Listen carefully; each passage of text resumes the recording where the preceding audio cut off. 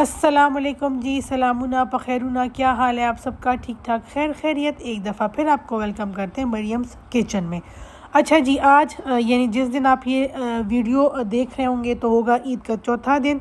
लेकिन वैसे ये वीडियो जो है तो ये ईद के तीसरे दिन की है, जब मेरे इन लॉज़ ने मेरे घर आना था शाम की चाय पे। एक ज़माना था जिसमें मैं ये सोचती थी कि पता नहीं कौन लोग होते हैं जो ये पैकेट वाली खीर ख़रीदते हैं, फिर उसको बनाते भी हैं और फिर उनको पसंद भी आता है। बस मेरे जहन में ना खुद से ये इमेज बनी हुई थी कि जितने भी पैकेट फूड होते हैं तो उनका टेस्ट अच्छा नहीं होता। कुछ ही सालों पहले, मेरे ख्याल में 2 साल पहले या 3 साल पहले की बात है कि मैं घर पे नहीं थी, अम्मी लाहौर आई हुई थी। पीछे से उन्होंने ये वाली पैकेट वाली खीर मंगाई है और ये बना के उन्होंने फ्रिज में से खूब ठंडी कर ली थी। मैं जब वापस घर आई, मैंने थोड़ा सा ना इसमें से ट्राई किया और ट्रस्ट में मुझे ये खीर इतनी अच्छी लगी कि वो दिन और आज का दिन मेरे घर में खाली यही वाली खीर बनती है। मेरे घर मेहमानों ने आना होता है, मीठे की मुझे टेंशन कोई नहीं होती क्योंकि ये झटपट बन जाती है। दूसरा, इसमें हर चीज़ इतनी बैलेंस एडेड है ना एक्स्ट्रा चीनी ऐड करने की ज़रूरत होती है, ना ही एक्स्ट्रा कोई और चीज़ ऐड करने की। मेहमानों का नाम सुन के ना लोगों के जहन में अक्सर आता है कि खाना क्या बनाए, मेन्यू क्या रखे, लेकिन मेरे जहन में सबसे पहले ये बात आती है कि जी बर्तन कौन से इस्तेमाल करने। तो ईद का मौका है, खुशी है, तो मैंने सोचा कि आज मैं सारे गोल्डन बर्तन जो है तो वो इस्तेमाल करूँगी। और इस मकसद से मैंने घर में जहाँ जहाँ मुझे समझ आ रही थी कि गोल्डन चीज़ें मौजूद हैं, वहाँ से मैं वो सारी चीज़ें इकट्ठी करने लगी। अच्छा, यहाँ पे आपको एक बात बता दूं कि अक्सर लोगों ने ना अपने घरों में, ड्राइंग रूम में, लिविंग रूम में डेकोरेशन पीसेस रखे होते हैं, मेरे भी पड़े होते हैं।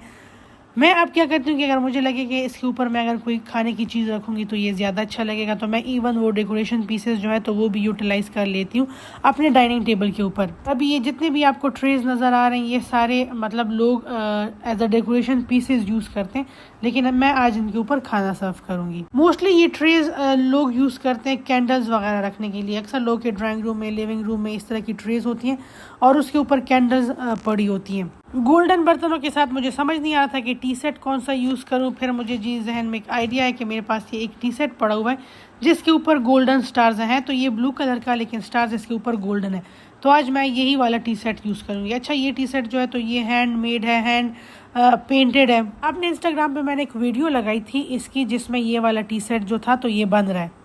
लजीजा खीर को मजीद रॉयल लुक देने के लिए हम इसको इस ब्रास वाले डिश में सर्व करेंगे। ये जो आपको ब्रास वाले प्लेटर्स नजर आ रहे हैं, ये मेरे पास 3 है। ये सबसे छोटा साइज है, एक इससे बड़ा और फिर तीसरा सबसे बड़ा। और मेरे ख्याल में मेरे पास जितनी भी क्रॉकरी है उनमें सबसे एक्सपेंसिव चीज जो है तो वो ये 3 प्लेटर्स हैं। लकीली इन ब्रास वाले प्लेटर्स के साथ मुझे डेकोर एट होम्स की तरफ से ये 3 डिफरेंट शेप के प्लेट्स रिसीव हुए थे और ये शीशे के। अच्छा, ये मुझे पीआर में रिसीव हुए थे। बहुत से लोग सोचते होंगे कि मरियम के पास कितनी ज़्यादा क्रॉकरी है, तो हाँ, मुझे खुद भी शौक है, मैं खुद भी ख़रीदती हूँ, लेकिन कुछ ऐसी चीज़ें भी हैं जो मुझे पीआर में रिसीव होती हैं। छुट्टी का दिन है, घर वाले सारे जो है तो वो घर में मौजूद हैं। उनमें से 2 बंदों के लिए अब मैं नाश्ता बनाऊँगी, एक अपने बेटे के लिए और एक अपने हेल्पर के लिए। चले, आज मैं आपको ना कुछ अपने बारे में बताती हूँ। मेरी एक बहुत ही अच्छी फॉलोवर है जो मुझे इंस्टाग्राम पे फॉलो करती हैं। उनका जी मुझे मैसेज रिसीव हुआ है कि मरियम, आप काइंडली ये बताएं कि आपको ये क्रॉकरी कलेक्शन का शौक़ कैसे हुआ, आप जो ये फूड को प्रेजेंट करती है इसका शौक़ आपको कैसे हुआ। तो उनको मैंने कहा कि चलें, इस पर मैं ना एक प्रॉपर वीडियो बनाऊंगी, इसलिए कि इस तरह मैसेजेस में किसी को रिप्लाई करना या कमेंट्स में डिटेल से बताना ना पॉसिबल नहीं है। तो मैंने कहा मैं आपको एक वीडियो बनाऊंगी और उस वीडियो में ये सारी चीज़ें मैं एक्सप्लेन करूंगी। मेरी अम्मी बहुत ज़्यादा मज़े का खाना बनाती हैं और उनको भी ना चीज़ें जमा करने का शौक़ है, अच्छी और यूनिक चीज़ें। जब मेरी शादी हो गई तो मेरी मदर इन लॉ भी बहुत ज़्यादा अच्छा खाना बनाती हैं और उनको भी लकीली बहुत ज़्यादा शौक़ है क्रॉकरी कलेक्ट करने का। और उनके पास कुछ ऐसे क्रॉकरी आइटम्स हैं ना जिनके साथ वो मुझे बताती भी हैं कि ये तुम्हारे हस्बैंड से इतने साल बड़ी हैं, मतलब उनकी पैदाइश से पहले की उन्होंने ख़रीदी हुई हैं। इवन जो ये नॉर्मल यूज़ के छुरी, चम्मच, कांटे होते हैं ना, मोस्टली घरों में गुम जाते हैं और कुछ सालों बाद फिर हम लोग नए ले लेते हैं। मेरी मदर इन लॉ के पास वो भी 40 और 45 साल पुराने हैं और अभी तक उन्होंने इतने संभाल के रखे हैं जैसे नए हों। तो ये हुआ कि शौक़ तो मुझे जी शादी से पहले का भी था और शादी के बाद भी था, अपनी अम्मी को देख के और मदर इन लॉ को देख के। अच्छा, साथ साथ आपको बताती चलूँ कि एक किचन में पराठे और चाय बन रही है और दूसरे में जी मैंने ये आलू की भुजिया रेडी की है। इसकी सारी डिटेल्ड रेसिपी जो है तो ऑलरेडी बहुत दफ़ा मैंने आप लोगों के साथ शेयर की हुई है। अब हुआ ये कि मेरे हस्बैंड की एक आदत है कि वो आधा घंटा पहले मुझे बता देंगे कि इतने बजे मैं घर आ रहा हूँ, मेरे साथ इतने मेहमान होंगे। कभी कभार घर में ग्रोसरी पूरी नहीं होती, कभी क्या चीज़ ख़त्म होती है, कभी क्या, और एक अकेले आदमी के लिए आधे घंटे में हर चीज़ तैयार करना नियरली इम्पॉसिबल होता है। अच्छा जी, 2 बंदों का नाश्ता हो गया था तैयार। दरमियान में मैं थोड़ी देर के लिए बैठी हूँ, मैंने थोड़ी सी चाय एंजॉय की और उसके बाद जी अब तीसरे बंदे का नाश्ता जो है तो वो रेडी हो रहा है। वल्लाह कुछ नाश्तों नखला सा शमन वाला बबल कार को मकाना। बस फिर मैं क्या करने लगी कि मैंने जो भी जल्दी जल्दी में बना लिया था ना, रायता, सलाद, चटनी, साथ में एक या कोई भी 2 डिश, उनको मैं थोड़ा सा ना डिफरेंट तरीके से प्रेजेंट करने लगी। उनको मैं मतलब बर्तन ऐसे मैंने इस्तेमाल करने स्टार्ट कर लिए कि लोगों का ध्यान खाने की तरफ जाए ही नहीं कि मरियम ने बनाया क्या है। लोग इस चीज़ पे फोकस करें कि बनाया जो भी है, लेकिन उसको कितने अच्छे तरीके से प्रेजेंट किए। इसको आसान अल्फाज में ये कह सकते हैं कि आजकल जो ये लोग अपने चेहरों के ऊपर फिल्टर्स लगा ले, अपने चेहरे की हर एक ऐप को छुपा लेते हैं, खुद को पतला दिखा लेते हैं, खूबसूरत दिखा लेते हैं, मतलब हकीकत से थोड़ा डिफरेंट। मकसद उनका क्या होता है? ताकि अपने आप को खूबसूरत दिखा सकें और लोग उनसे मुतासिर हो सकें। तो जी मैंने भी बस अपने नॉर्मल और सिंपल से खाने के साथ यही करना स्टार्ट किया हुआ है कि मैं उसकी लुक ही चेंज कर देती हूँ उसके प्रेजेंटेशन से। 2021 में हुआ ये कि मेरे हस्बैंड की कज़न्स आई हमसे मिलने के लिए। उन दिनों में मेरे हस्बैंड बीमार थे, सारा दिन कमरे में रहते थे। फीमर बोन फ्रैक्चर था। अच्छा, जब तक बेसन की रोटियां पक रही हैं तब तक हम लोग ये चिकन जो है तो इसको काट लेते हैं, टाइम से फ़ायदा उठाते हैं। उनको कंपनी देने के लिए और उनको अगर किसी चीज़ की ज़रूरत हो उसको टाइम पे देने के लिए मैं भी सारा दिन उनके साथ कमरे में ही रहती थी।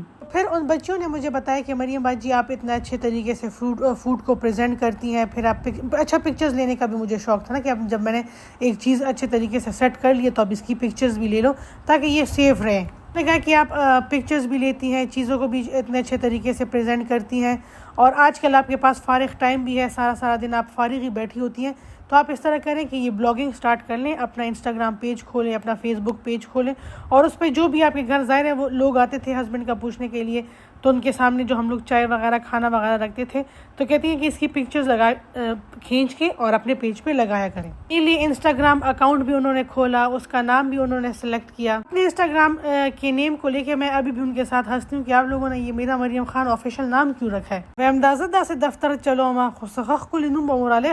अच्छा, साथ साथ आपको बताती चलूँ कि घर वालों को नाश्ता देने के बाद जी मुझे कुछ मिठाइयाँ लेनी थी, तो उसकी वजह से मैं आई हूँ यहाँ पे। और यहाँ पे रश देख के मुझे लग रहा है कि सारे लोग आज ईद के तीसरे दिन ही एक दूसरे के घर जा रहे हैं मिलने के लिए, मतलब जो पहले 2 दिन थे सब ने सो के गुजारे हैं शायद। जलाल सन्स के बारे में आपको एक बात बताती चलूँ कि यहाँ पे आपको ब्रेड्स बहुत ज़्यादा अच्छी मिल जाती है और हर किस्म की। अगर आपको खाली 4 स्लाइसेस चाहिए तो वो वाला ऑप्शन भी अवेलेबल है। अच्छा, आपको एक मज़े की बात बताऊँ कि ये गाड़ी में जो मैं जाती हूँ ग्रॉसरी वगैरह करने के लिए, कोई भी काम करने के लिए, तो ये खाली वो टाइम होता है जिसमें मैं फारिग होती हूँ। यही वो टाइम होता है जब मैं अपने फेवरेट गाने सुनती हूँ, यही वो टाइम होता है जब मैं अपने घर वालों के साथ फ़ोन पे बात करती हूँ, और ये वही टाइम होता है जिसमें मैं इंस्टाग्राम की मोस्टली स्टोरीज जो होती हैं तो वो लगाती हूँ। और ज़ाहिर है चलती गाड़ी में टाइपिंग करना थोड़ा सा मुश्किल हो जाता है और इसी वजह से मेरे इंस्टाग्राम की जो अक्सर स्टोरी होती है तो लोग मुझे कहते हैं कि आपने ये चीज़ गलत लिखी है, आपने ये स्पेलिंग गलत लिखी है, मतलब वो ऑटो करेक्शन में जो बस उस टाइम इंस्टाग्राम ने सजेस्ट कर लिया मैं उसी को कॉपी पेस्ट कर लेती हूँ। अच्छा जी, और जब मेरा इंस्टाग्राम अकाउंट बन गया बस उसके बाद मैंने उसमें चीज़ें अपलोड करनी स्टार्ट की और विद इन डेज़ मेरी वीडियोस वायरल गई और विद इन डेज़ मेरे जो फॉलोअर्स हैं तो वो बढ़ना माशाल्लाह स्टार्ट हो गए। अच्छा, यहाँ पे आपको एक बात बताती चलूँ कि मैं अपने शेफून के दुपट्टे कभी इस्त्री नहीं करती, इसलिए कि मेरे पास टाइम ही नहीं होता, और दूसरा ये कि इस्त्री से मेरा दिल सख्त तंग होता है। धोबी को देती नहीं हूँ इसलिए कि अक्सर धोबी के पास दुपट्टे गुम जाते हैं, तो मैं क्या करती हूँ कि अपने शेफून वाले दुपट्टे को गीला करती हूँ और उसको इस तरह तार पर डाल देती हूँ तो ऑटोमेटिकली वो इस्त्री हो जाता है। इस टाइम भी जी मैंने अपने नए दुपट्टे को पानी में डाला है, उसको गीला कर लिया और उसको तार पर डाल दिया और ये देखिए कितनी बेहतरीन तरीके से ये इस्त्री हो गया। अच्छा, ये कुछ चीज़ें होती हैं ना जिससे आपको काफ़ी ज़्यादा मदद मिल जाती है। अभी अगर यही दुपट्टा पड़ा रहता है तो मुझे तो 100% मैं कन्फर्म हूँ कि मैं बगैर इस्त्री ही इसको पहन लेती। अच्छा जी, गाड़ी में अच्छा सा मी टाइम गुजारने के बाद मैं अब दोबारा से आ गई हूँ किचन में। अब जिन्होंने नाश्ता वगैरह कर लिया था वो बर्तन सारे हम लोगों ने साइड पे किए। आलू जो हम लोगों ने बनाए थे जो बच गए उसको हम लोग करते हैं डिश आउट और इसको रखते हैं फ्रिज में ताकि जगह जो है तो वो हो जाए खाली। मेहमानों ने चाय पे आना है इसलिए जल्दी सारी चीज़ें रेडी कर रही हूँ, इसलिए कि 5 बजे उन्होंने खैर से पहुँच जाना है। यहाँ पे हम लोगों ने एक कढ़ाई ले ली है, कढ़ाई में हम लोगों ने ऑयल डाल लिया है और अब हम इसमें डालेंगे चिकन। रमज़ान में जब मैंने वो तंदूरी मसाले वाला चिकन बनाया था मुझे बहुत ज़्यादा अच्छा लगा था, तो इस दफ़ा फिर मैंने वही तंदूरी मसाले में चिकन को मैरिनेट किए पूरी रात और अब हम इसको पकाएंगे। रेसिपी पहले भी आप लोगों के साथ शेयर की थी कि मैंने यहाँ पे दो चिकन लिए, तो मैंने 2 साशे तंदूरी मसाले के लिए हैं, उसको दही में डाला है, थोड़ा सा उसमें ऑयल डाला है, जिंजर गार्लिक का पेस्ट डाला है और सिरका डाला है, उसको अच्छे तरीके से मिक्स किया है और फिर उसके बाद उसमें चिकन को मैंने रख दिया था पूरी रात मैरिनेट होने के लिए। चिकन को पहले 2 से 3 मिनट के लिए हम लोग तेल में अच्छे तरीके से भून लेंगे और उसके बाद जो मसाला बच गया वो इसके ऊपर डाल देंगे और इसको तेज़ आंच पे ढक्कन बंद करके पकाएंगे और विद इन 15 मिनट्स हमारा जो ये चिकन है तो ये रेडी हो जाएगा।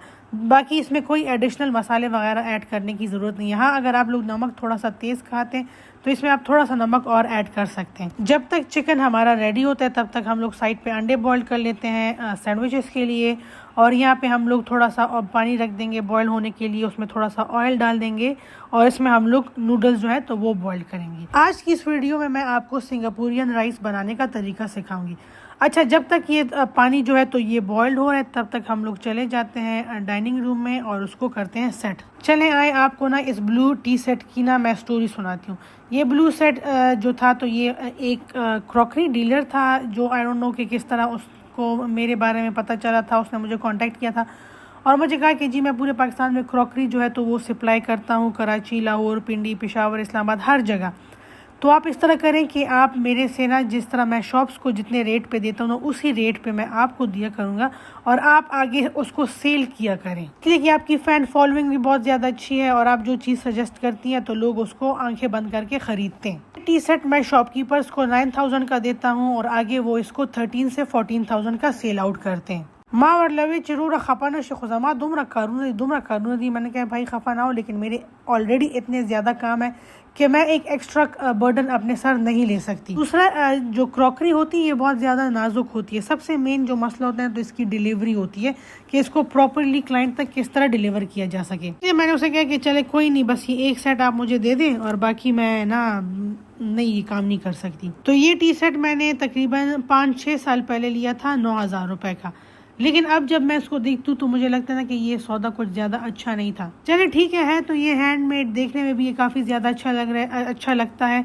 वीडियोस में और पिक्चर्स में ये इतना अच्छा नहीं लगता जितना ये लाइव अच्छा लगता है। लेकिन प्रॉब्लम ये कि ये खाली केटल है, साथ में मिल्क पॉट है, शुगर पॉट है, ये 6 कप्स हैं और 6 सॉसर्स हैं। ना इसके साथ सर्विंग प्लेट्स हैं, ना इसके साथ कोई प्लेटर वगैरह है। तो ये काफ़ी ज़्यादा प्रॉब्लम हो जाती है क्योंकि आपको फिर इसके साथ चीज़ें मैच करके ही मेहमानों के आगे सर्व करनी होती है। दूसरा भी मुझे लगता है कि ये इस प्राइस में ये इतनी अमाउंट की चीज़ें ना थोड़ी सी एक्सपेंसिव है। मैं हर किसी को मशवरा देती हूँ कि आप चाहे सेट एक ले लें, 3-4 के बजाय एक लें, लेकिन प्रॉपर लें जिसके साथ अपनी हर चीज़ मौजूद हो। अच्छा जी, यहाँ पे आके पानी हमारा बॉइल्ड हो गया था, उसमें मैंने जी डाल दिए हैं स्पैगेटीज़। अब वो बॉइल्ड होंगी, अंडे भी हमारे हो गए हैं बॉइल्ड, चिकन भी ऑलमोस्ट हमारा जो है तो वो रेडी होने के करीब है। स्पैगेटीज हमारी रेडी हो गई, पानी उसका मैंने ड्रेन कर दिया। चिकन जो है तो वो भी हमारा हो गया है रेडी और इतनी देर में मैं खुद भी गई हूँ और रेडी हो गई हूँ क्योंकि हमारे मेहमान जो है तो वो पहुंचने वाले हैं। रेडी होने से पहले मैंने चावल जो थे तो उसको रख दिया था भिगोने के लिए, इसलिए कि उसको आधा घंटा चाहिए होता है कि अच्छे तरीके से सोक हो जाए। चावल खुद ही मैंने एंड के लिए रखे थे ताकि वो मैं फ्रेश बनाऊंगी और फ्रेश ही सर्व करूंगी, इसलिए कि जो ये सिंगापुरियन राइस होते हैं इसमें लेयर्स होते हैं और एक दफ़ा आपने लेयर्स बना लिए तो फिर आप उसको बार बार गर्म नहीं कर सकते। यहाँ पे जी ली हम लोगों ने कढ़ाई में हम लोगों ने थोड़ा सा ऑयल डाला। इस ऑयल में हम लोग जिंजर गार्लिक का पेस्ट ऐड करेंगे, इसको थोड़ा सा मिक्स करेंगे। फिर इसी में हम लोग जी डालेंगे चिकन पाउडर, इसी में हम लोग नमक डालेंगे और इसी में हम लोग जीरा डालेंगे। थोड़ा सा पानी मैंने ऐड किया इसलिए कि जो पेस्ट था वो जल रहा था। अच्छा, वैसे सिंगापुरियन राइस के लिए ना नॉर्मली लोग बॉइल्ड चावल जो है तो वो यूज़ करते हैं, लेकिन मैं ये तड़के वाले यूज़ करूँगी। और ये तड़का बना के जब आप चावल बनाएंगे ना तो ट्रस्ट में इतने मज़े के चावल बनते हैं। इसमें गार्लिक का टेस्ट भी आ रहा होता है, जीरे का टेस्ट भी आ रहा होता है, चिकन पाउडर का टेस्ट भी आ रहा होता है। बहुत ही मज़े के और यूनिक टेस्ट वाले ये तड़के वाले चावल रेडी होते हैं। अच्छा, यहाँ पे मैंने 2 कप चावल लिए हैं। 2 कप चावलों के लिए भी हम लोग जी इसमें डालेंगे 3 कप पानी डालने के बाद हम इसको तेज़ आंच पे पकाएंगे।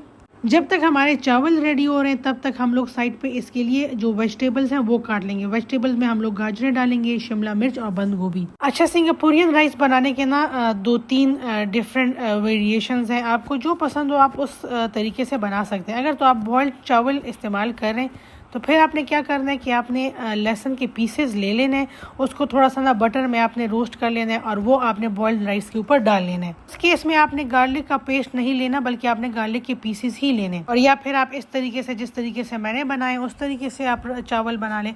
फिर उसमें एडिशनल बटर वाला तड़का लगाने की जरूरत नहीं होती। चावलों में जब पानी सारा खुश कर लिया था तो उसके ऊपर मैंने एक हरी मिर्च डाली है, और मैंने जो जीरा नहीं, सॉरी, सूखा धनिया भी नहीं, जो गरम मसाला होता है वो थोड़ा सा छिड़का है। इन दोनों चीज़ों से ना चावलों का टेस्ट बहुत ज़्यादा अच्छा आता है, बहुत ज़्यादा। चावलों को फिर हम लोगों ने दम पे रख दिया था हल्की आंच पे। तो हम लोगों ने फिर एक पैन लिया, पैन में थोड़ा सा हम लोगों ने ऑयल लिया, ऑयल में जिंजर गार्लिक का पेस्ट डाला है, जो चिकन क्यूब्स हम लोगों ने काटे थे वो ऐड किए, नमक हम लोगों ने ऐड किए, काली मिर्च हम लोगों ने ऐड की, और अब हम इसमें सॉसेज ऐड करेंगे। अच्छा, यहाँ पे मैं डार्क सोया सॉस यूज़ कर रही हूँ। डार्क सोया सॉस का ना टेस्ट ही बहुत ज़्यादा डिफरेंट होता है, यूनिक होता है, मज़े का होता है। साथ में जी मैंने इसमें जो चिली सॉस है वो ऐड की है, और इसमें मैं अब थोड़ा सा ना केचप, जो चिली गार्लिक सॉस है वो मैंने ऐड की है। गोश्त जो था वो ऑलरेडी हमारा वैसे ही पक चुका था। अब थोड़ी देर हम लोग इस सॉस में पकाएंगे, और फिर जो ये सॉस है इसको हम लोग रहने देंगे, और जो चिकन के पीसेस हैं वो इसमें से हम लोग उठा के साइड पे कर देंगे। जब तक चिकन के पीसेस जो हैं तो वो सॉस में तैयार होते हैं, तब तक हम लोग इसके लिए एक दूसरी सॉस रेडी कर लेते हैं, जिसमें हम लोगों ने मायोनीज़ लिया है, जिसमें हम लोगों ने चिली गार्लिक सॉस लिया, और जिसमें हम लोगों ने मस्टर्ड सॉस लिया। इन चीज़ों को अच्छे तरीके से मिक्स कर लेंगे और इसको इस तरह की बॉटल में भर लेंगे। जितनी देर में वो वाला सॉस रेडी हो रहा था उतनी देर में ये चिकन भी रेडी हो गया। चिकन क्यूब्स को हम लोगों ने जो सॉस है उसमें से निकाल दिया, और जो सब्जियां हम लोगों ने बनाई थी अब उसमें हम लोग ये सब्जियां डाल देंगे उस सॉस में। अगर आप रेगुलर सोया सॉस यूज़ कर रहे हैं तो उसमें फिर ये होगा कि जो सॉस है ना तो वो ड्राई हो जाएगी, फिर आपको इन सब्जियों के लिए अलग सी सॉस रेडी करनी पड़ेगी। लेकिन चूंकि मैंने डार्क सोया सॉस लिया था वो थोड़ा सा गाढ़ा होता है, फिर केचप भी उसमें डाली थी वो भी गाढ़ी होती है, इस वजह से चिकन ने ज़्यादा सॉस जो था तो वो सूख नहीं किया। चिकन क्यूब्स बन गए थे, उनको मैंने निकाल दिया था। जो सॉस बच गया था उसमें सब्जियाँ डाली, और जब सब्जियां थोड़ी सी नरम हो गई, ज़्यादा नरम नहीं करनी, उसमें फिर हम लोगों ने जो स्पैगेटीज बॉईल की थी ना वो ऐड कर दी। अच्छा, जो चिकन क्यूब्स हैं उसको भी आप अपने तरीके से बना सकते हैं, और जो ये स्पैगेटीज हैं वेजिटेबल्स वाली, इसको भी आप अपने तरीके से पका सकते हैं, बना सकते हैं, जो आपकी अपनी रेसिपी हो। और यही सिंगापुरियन राइस का मज़ा है कि आपको जो जिस तरह पसंद हो आप उस तरीके से अपने लिए बना सकते हैं। यदि स्पैगेटीज जो है तो वो हमारी रेडी हो गई, उसको हम लोगों ने कर दिया साइड पे। हम लोग वेट कर रहे हैं ताकि चावल जो है तो वो दम प्रॉपरली उनको दम लग जाए। तब तक हम लोग जी ये चिकन वाले जो कबाब हैं जो मैंने रमज़ान में बनाए थे, फिर रमज़ान से ख़त्म होने पे के 2-3 दिन पहले मैंने ये दोबारा अपने लिए बनाए थे, तो वो भी हम लोग साथ साथ गरम कर रहे हैं। और साथ साथ हम लोग पिज़्ज़ा के लिए सॉस भी रेडी कर रहे हैं। पिज़्ज़ा सॉस सेम वही जिस तरह मैंने अभी ये बनाया था ना, मेयोनीज़ वाला, मस्टर्ड सॉस और साथ में केचप, चिली गार्लिक सॉस, वही सारे सॉस हम लोग लेंगे, लेकिन उसमें हम लोग एडिशनल एलपिनो जो है तो वो ऐड करेंगे। चिकन के कबाब की जो रेसिपी मैंने आप लोगों के साथ शेयर की थी ना, इतने मज़े के इसके कबाब बनते हैं, जूसी और मज़ेदार। हालांकि नॉर्मली चिकन के कबाब के साथ बहुत ज़्यादा ख्वारी करनी पड़ती है, मेहनत करनी पड़ती है, तभी उसमें टेस्ट आता है। लेकिन जो रेसिपी मैंने आपको सिखाई थी ना, इतनी परफेक्ट रेसिपी थी। अगर आप लोगों ने अभी तक नहीं बनाई तो वो उस रेसिपी से लाजमी आप लोग बनाएं और देखें कि कितने मज़े के ये कबाब बनते हैं। आप लोग को मैंने दम पे रखा हुआ है, कबाब जो है वो रेडी हो रहे हैं। साथ में मैं सैंडविचेस बना लूँगी। दूसरे किचन में जीशान जो है तो वो फ्राइंग कर रहे हैं। रोज़ों में उसको मैंने थोड़ा थोड़ा सिखाया कि फ्राइंग किस तरीके से करते हैं। और कुछ देर बाद जी फिर हमारे मेहमान भी आ गए, मेरे इन लॉज भी आ गए। तो मेरी जो नंद की बेटी थी उसको मैंने काम पे लगा लिया था कि आ जाओ मेरे साथ ना ये फ्राइंग वगैरह कर लो। तो उस बच्ची के आने से ना मुझे बहुत ज़्यादा हेल्प मिल गई, और फिर टेबल भी उसने मेरे साथ मिल के ही सेट की। मेरे घर माशाल्लाह माशाल्लाह ये ब्रेड वाले इतने ज़्यादा क्रम्स जमा है, इतने ज़्यादा क्रम्स जमा है।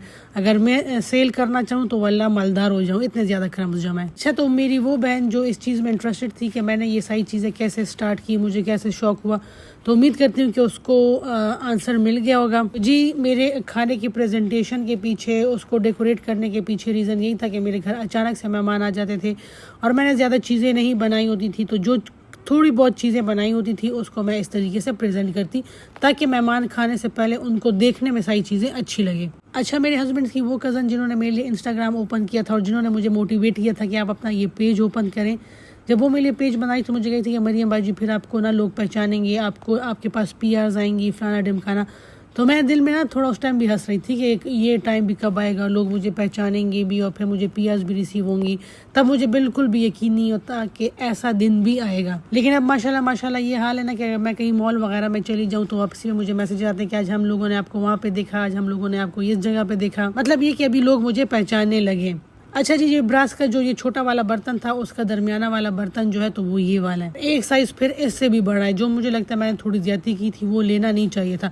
इसलिए चापलार पर खुराक बने डक्की, उसमें तो इतनी चीज़ें लगती हैं कि आप अगर आपके घर में सही 20-25 लोगों का खाना है ना, तब वो यूटिलाइज़ हो सकता है। नॉर्मल घर वाले गेट टुगेदर में वो उसको भरना ना नियरली इम्पॉसिबल है। अच्छा, ये जिस मेथड से आज मैंने आपको चावल बनाना सिखाया ना, इस मेथड से आप बनाएंगे ना, तो अगर आपके घर में कुछ भी नहीं है, जैसे दाल हो गया, चार सलाद वगैरह, आप खाली ये चावल खाएंगे ना, तब भी आपको बहुत ज़्यादा मज़ा आएगा। चावलों को प्रॉपर टाइम मिला है सोख होने के लिए, प्रॉपर टाइम मिला है उसको दम के लिए। तो देखिए किस तरह खिले खिले हुए चावल जो है तो वो बने हुए। एक दफ़ा फिर बता दूं, अगर आपने बॉइल्ड चावल यूज़ किए तो फिर आप जब चावल डिश आउट कर लेंगे तो ऊपर से आपने बटर और जो लहसुन है उसका तड़का लगाना है। उसके बाद आपने फिर इसके ऊपर वो चाउमीन जो आपने बनाई है रेडी की है वो डालना है।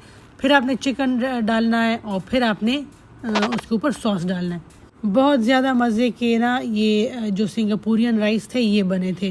चाउमीन को अच्छे तरीके से फैलाने के बाद इसके ऊपर हम लोग जी फिर डालेंगे वो चिकन और आखिर में हम लोग डालेंगे सॉस। जो चिकन क्यूब्स है ये भी आप अपनी मर्जी के फ्लेवर्स डाल के, मसाले डाल के, सॉसेस डाल के बना सकते हैं। ज़रूरी नहीं कि जिस मेथड से मैंने बनाया उसी मेथड से आप लोग बनाएं। मैंने इसमें डार्क सोया सॉस ऐड की इसलिए कि मुझे थोड़ा सा ना उसका टेस्ट ज़्यादा पसंद है। आप चाहें तो रेगुलर सोया सॉस जो है तो वो भी यूज़ कर सकते हैं। और जी फाइनली हमारी जो चाय की टेबल है वो हो गई है सेट। बर्गर्स भी सारे आ गए, चिकन भी आ गया, ये समोसे, सैंडविचेस, रोल, साइड में जी वो चिकन वाले जो कबाब थे वो।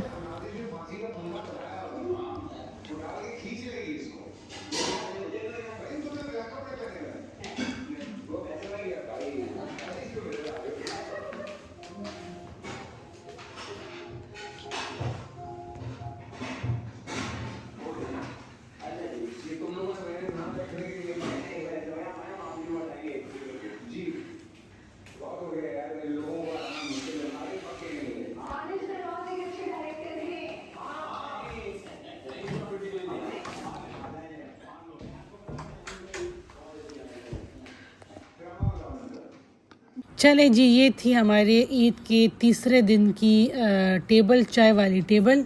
उम्मीद करती हूँ कि आज की वीडियो आपको पसंद आई होगी। इस तरह की मज़ीद वीडियोस देखने के लिए मेरे साथ जुड़े रहिए थ्रू मेरे यूट्यूब चैनल के। अच्छा, वैसे रमज़ान में मैं काफ़ी ज़्यादा एक्टिव थी, ऑलमोस्ट हर दिन मैं वीडियो डालती थी, लेकिन आजकल बस ये ईद है, फिर थोड़ी सी ना पोलन एलर्जी की वजह से भी ना मुझे सुस्ती हुई है। लेकिन इंशाल्लाह कोशिश करूँगी कि उसी तरह मैं एक्टिव रहूँ जिस तरह मैं रमज़ान में एक्टिव थी। चलें फिर इंशाल्लाह आप लोगों से मुलाकात होगी नेक्स्ट वीडियो में। मुझे और मेरी फैमिली को अपनी दुआओं में याद रखिएगा। मैं आप सब लोगों के लिए दुआएं करूँगी।